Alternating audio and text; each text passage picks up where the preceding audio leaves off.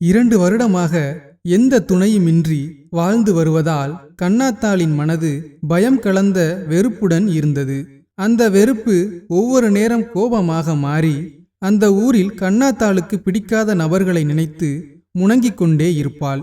அப்போது கண்ணாத்தாளின் வீட்டுக்கு அருகில் உள்ளவர்கள், இந்த கிழவி யார நினைச்சு திட்டுது என்று அவர்களுக்குள் பேசிக்கொள்வார்கள். கொஞ்ச நேரம் பொறுத்து பார்த்து விட்டு, கிழவி யார திட்டிக்கிட்டு இருக்க?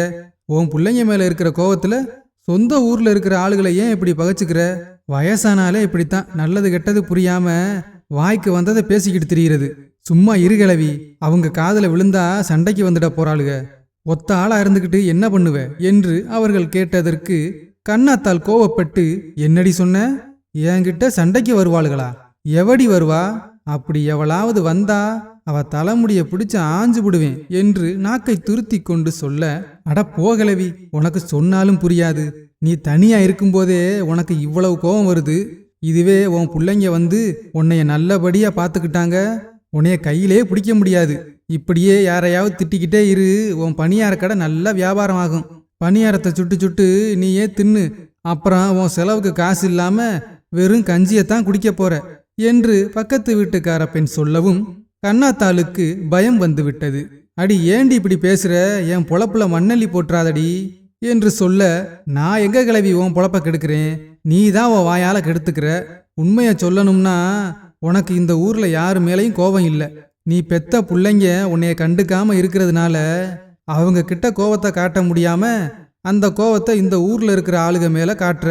இப்படியே திட்டிக்கிட்டு இருந்த உன் பணியார கடை பாலா போயிரும். இப்போ உனக்கு என்ன? உன் பிள்ளைங்களை நல்லா திட்டணும், அவ்வளவுதானே. உன் மகனோட ஃபோன் நம்பர் என்கிட்ட இருக்கு, நான் ஃபோன் பண்ணி தர்றேன். நல்லா 4 கேள்விய கேளு என்று சொல்லி அந்த பக்கத்து வீட்டுக்கார பெண் கண்ணாத்தாளின் மகனுக்கு ஃபோன் பண்ணி அவளிடம் கொடுத்ததும் அந்த ஃபோனை வாங்கி அவள் காதில் வைத்து தன் மகன் போனை எடுக்கும் வரை காத்திருந்தாள். அவன் போனை எடுத்ததும், அடேய் நான் பெத்த மவனே, உன் அம்மா கண்ணாத்தா பேசுறேன்டா. ஏண்டா பெத்தவளை கொஞ்சமாவது நினைச்சு பாக்குறீங்களாடா? நீயும் அண்ணனும் என்ன மறந்துட்டீங்களேடா.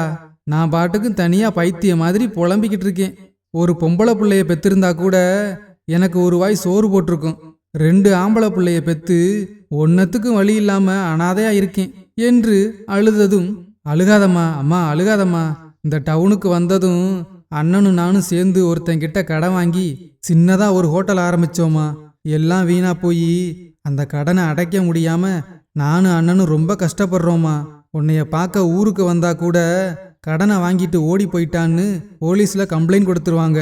நான் ஊருக்கு வந்தா உனக்கு தாமா அசிங்கம், அதுதாமா நான் ஊருக்கு வரல என்று தன் மகன் அழுது கொண்டே சொன்னதும் கண்ணாத்தாளுக்கு தன் மகன்கள் மேல் இருந்த கோபம் கரைந்து அவள் கண்கள் கலங்கியது. ஐயா நான் பெத்த ராசா, என்னையா சொல்ற?